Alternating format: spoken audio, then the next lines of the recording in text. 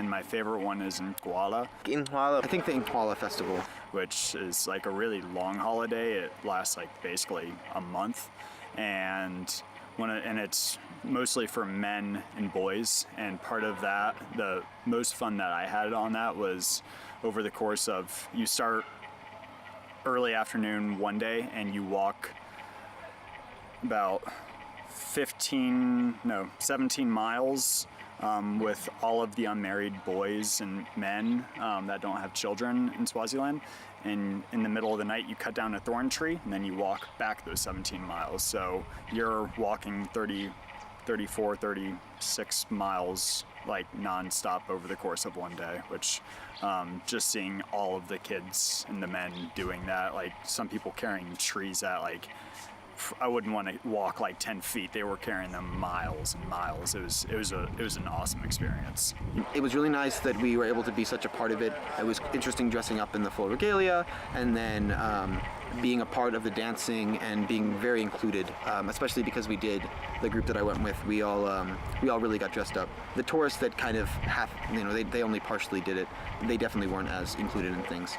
But we felt like we could go there all the way up until they only had the warriors left. So I really enjoyed that. It felt very inclusive.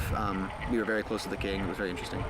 Is overall they're all surrounded around the same thing where you all just gather and just celebrate whatever event it may be, whether it's in Planga or in Kuala or any of those things.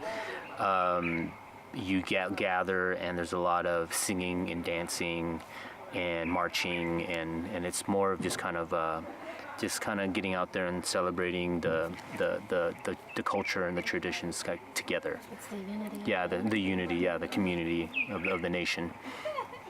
When I first arrived at site, my Indvuna, which is like the right-hand man to the Shifu in the region or the community, passed away like 2 weeks after I arrived.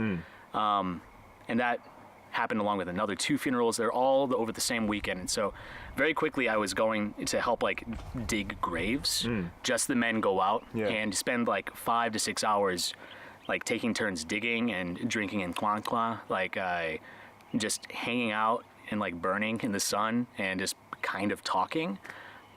That was like really, really involved and like a really like something that really pushed me way outside my comfort zone. My most memorable experience is participating in Umhlanga, which is translated as the reed dance, and it is a celebration of maidenhood, to just easily sum it up. To participate, you have to be female, unmarried, and childless. I really liked Umhlanga, just to see the girls, like the Mbali, the flowers, like the girls just so proud to be like Swazi, like, and just happy to be able to celebrate and like represent their communities. Like, it was just really beautiful to just watch that, especially like the first year, because we like didn't really know much about the ceremony, just wanted to go. But I was like, oh, the girls look so happy, it's so beautiful. They had all their songs and dances and stuff, so. So the ceremony takes place over 8 days. It starts on Tuesday and ends on Tuesday. And there's a specific activity that happens each day.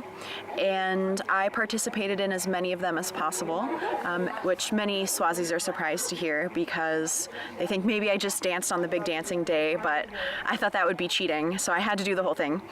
And because I was going to do the whole thing, I knew a lot of people would be watching me, so I found it very important for me to learn the songs before the event so that I could confidently sing and dance when I was on display.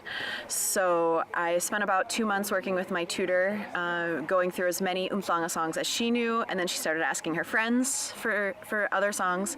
And a couple of people were like, what's this white girl doing dancing at Umhlanga, like what's she here for? And I had anticipated this, and fortunately I had built a good enough relationship with the girls in my group that they were willing to defend my presence there. So that was really, really essential. And I won them over by knowing all the songs. So it did end up being extremely important for me to have known the music beforehand. Gwala, gwala, gwala, gwala, pumanini bugele, ninalise.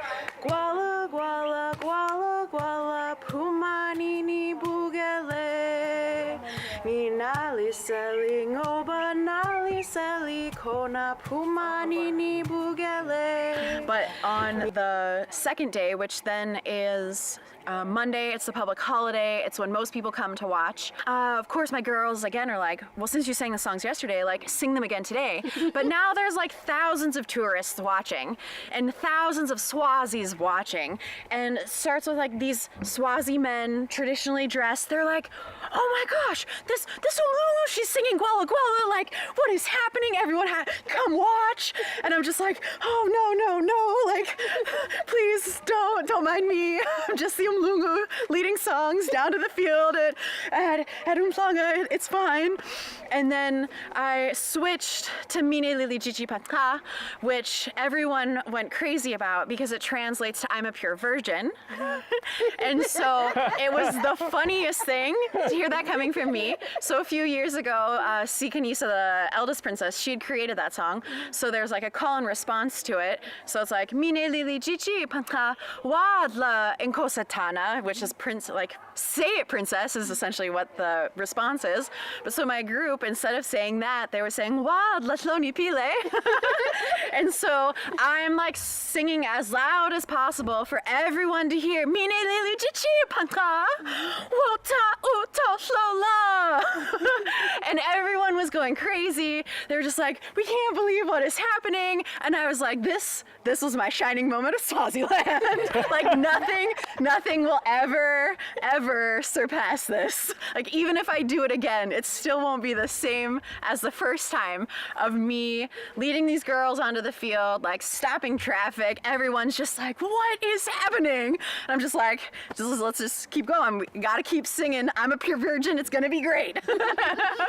But really just being able to know the songs and have the girls know that I knew the songs and for them to tell me to sing them and lead them and happily sing along to me, it will always and forever be one of my most favorite moments of Swaziland. Awesome! Yeah.